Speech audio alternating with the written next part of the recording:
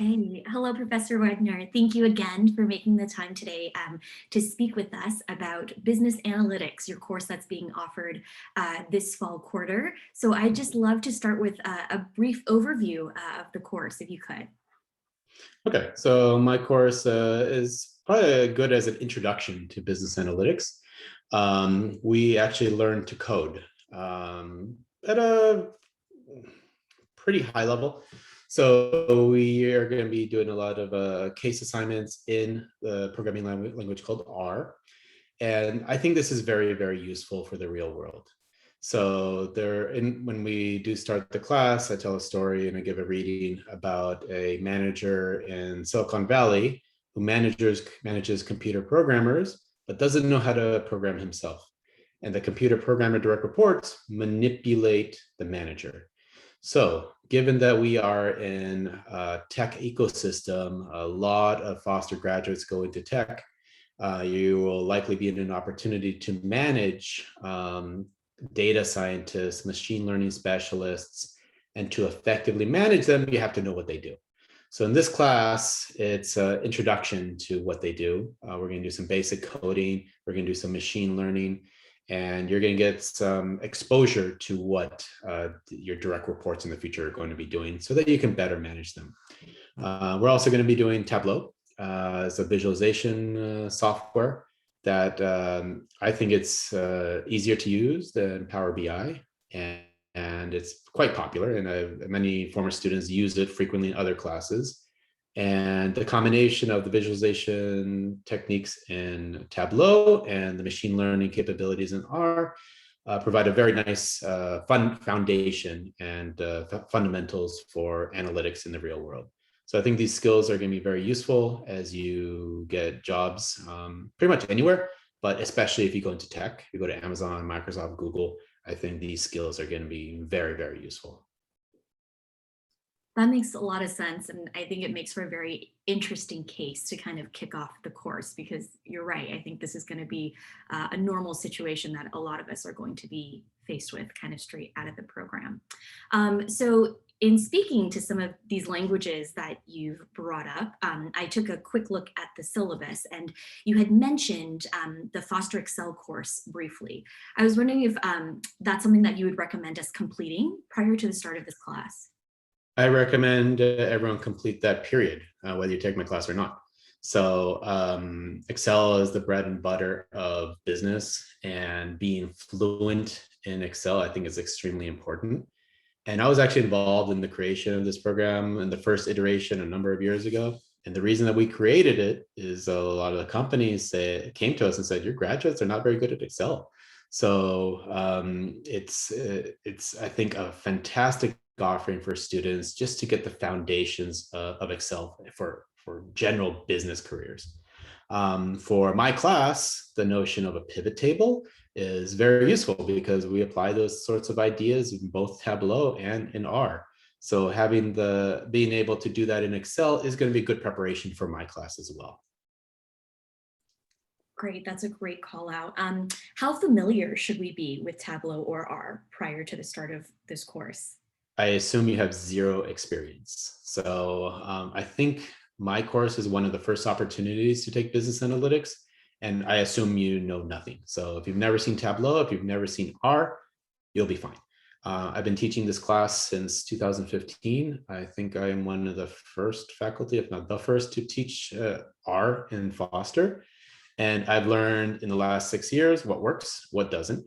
And in a nutshell, it's a slow introduction that ramps up throughout the quarter.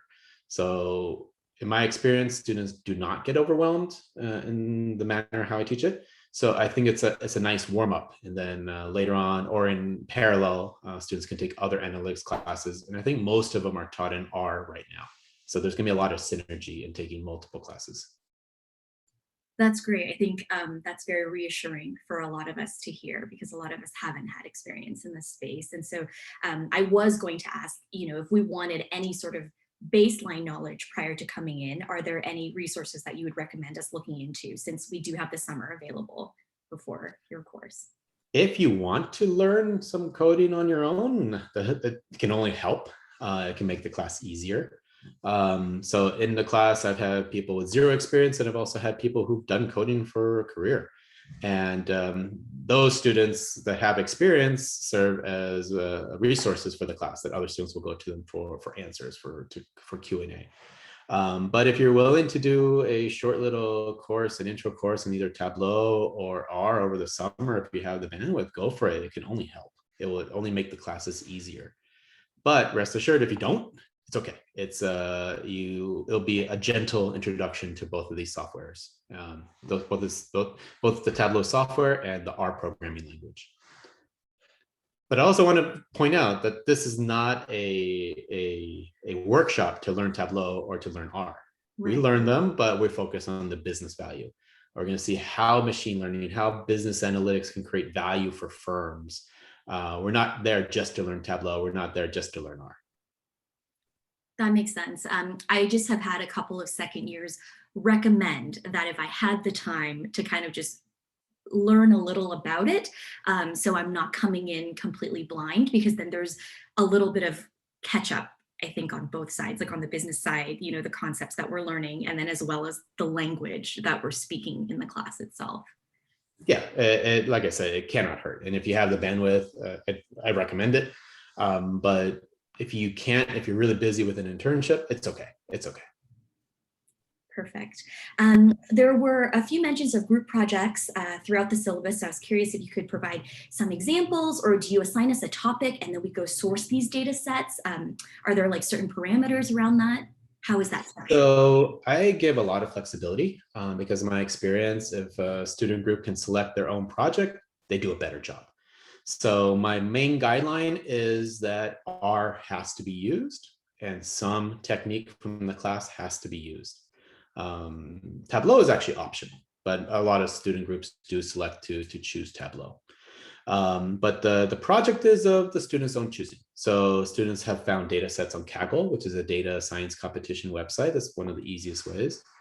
Other student groups have gotten data from companies where they interned over the summer. So that's a great opportunity too, to actually create value for a real firm. Other student groups will find publicly available data. I remember a very memorable project from a number of years ago is that students downloaded faculty salaries. And the main conclusion was that I was underpaid. So I'm going to remember that forever. So the creativity is there. You can do whatever project that interests you. And given that flexibility, in my experience, students do a pretty good job. That's great to hear. I would agree. I think especially I have an HR background, so the wage data piece is really interesting because every firm is a little bit different and the way that they measure their data is different. So that would be a really interesting project.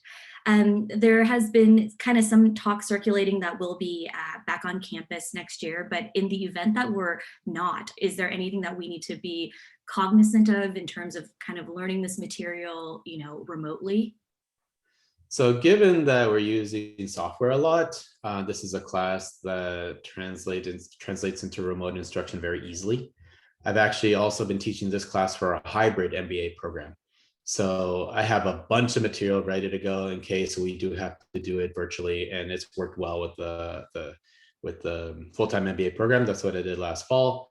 I've done this hybrid material for the TM MBA program as well, the executive MBA program. So I've taught this material for pretty much all our MBA programs, and including in a virtual format, in an online format. So if that happens, we will be just fine. The material is ready to go. It's been professionally produced with a team of instructional designers, and I'm pretty proud of the material. So I wouldn't worry at all. That's great to hear. That's definitely one of the things that I didn't consider coming into school this year. Is just that, not all material is, easily teachable online. So yeah. That's great to hear. But hopefully we'll be back face to face. Fingers crossed. You touched on the TM MBA program briefly, and I know that a lot of their courses aren't directly offered in our curriculum, but are there any classes that you would recommend us looking into as well?